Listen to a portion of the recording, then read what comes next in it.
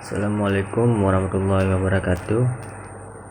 Sebelumnya perkenalkan, saya Zia Harimurti dengan NPM 23111030163 dari Prodi Bermanfaat dan Sumber Daya Perikanan. Di sini saya akan menjelaskan materi bahan ujian, yaitu yang pertama skeleton, yang kedua ada insang, anatomi dan morfologi, dan yang terakhir ada sistem integumen pada ikan. Di sini saya akan menjelaskan skeleton yang pertama. Struktur kerangka ikan atau dikenal sebagai tulang ikan merupakan bagian penting dari anatomi ikan yang memberikan dukungan struktural dan melindungi organ dalam.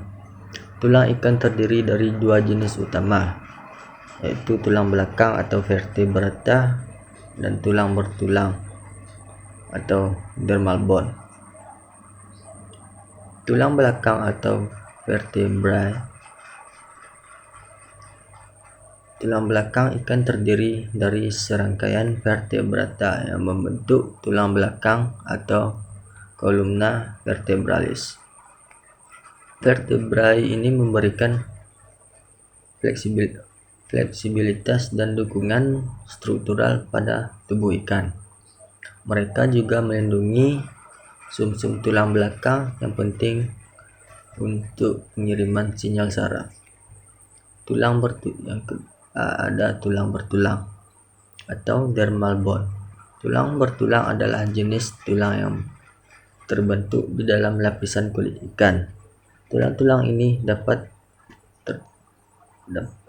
di sepanjang kulit ikan dan berfungsi sebagai pelindungan tambahan serta memberikan bentuk tubuh yang kaku. Beberapa spesies ikan juga memiliki sisi yang melekat pada tulang bertulang ini. Struktur kerangka ikan dapat bervariasi berdasarkan spesiesnya. Misalnya, ikan bertulang sejati memiliki tulang berongga yang memberikan kekuatan struktural dengan berat yang relatif ringan.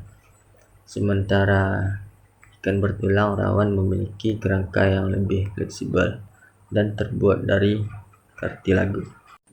Yang kedua ada insang, anatomi dan morfologi. Insang adalah organ pernapasan pada ikan dan beberapa jenis hewan air lainnya. Insang berperan dalam pertukaran gas, di mana oksigen dari air diserap oleh pembuluh darah di insang dan karbon dioksida dikeluarkan ke dalam air. Struktur insang terdiri dari lembaran-lembaran halus yang disebut filamen insang yang memiliki banyak kapiler darah. Ketika ikan mengalirkan air melalui insang, oksigen dalam air tersebut berdifusi ke dalam kapiler darah, sementara karbon dioksida dari darah akan dikeluarkan ke dalam air.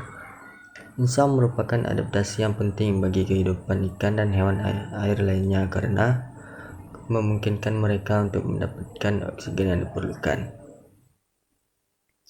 Selanjutnya ada anatomi. Anatomi adalah cabang ilmu biologi yang mempelajari struktur dan organisasi tubuh makhluk hidup. Ini mencakup penelitian tentang bagaimana organ, jaringan, dan sistem tubuh berintegrasi satu sama lain untuk memungkinkan fungsi organisme yang kompleks. Dalam anatomi manusia, tubuh dibagi menjadi beberapa sistem, termasuk sistem muskuloskeletal, sistem pencernaan, sistem pernapasan, sistem kardiovaskular, sistem saraf, sistem endokrin, sistem ekskresi, dan sistem reproduksi. Selanjutnya ada morfologi. Morfologi adalah cabang ilmu biologi yang mempelajari struktur dan bentuk luar organisme serta variasi dalam struktur tersebut. Ini meliputi penelitian tentang bagaimana organisme berkembang biak, bertumbuh, dan beradaptasi dengan lingkungannya. Dalam morfologi, organisme dianalisis dari tingkat seluler hingga tingkat organ dan organisme secara keseluruhan. Ini mencakup penelitian tentang bentuk tubuh, ukuran, warna, tekstur, dan struktur lainnya.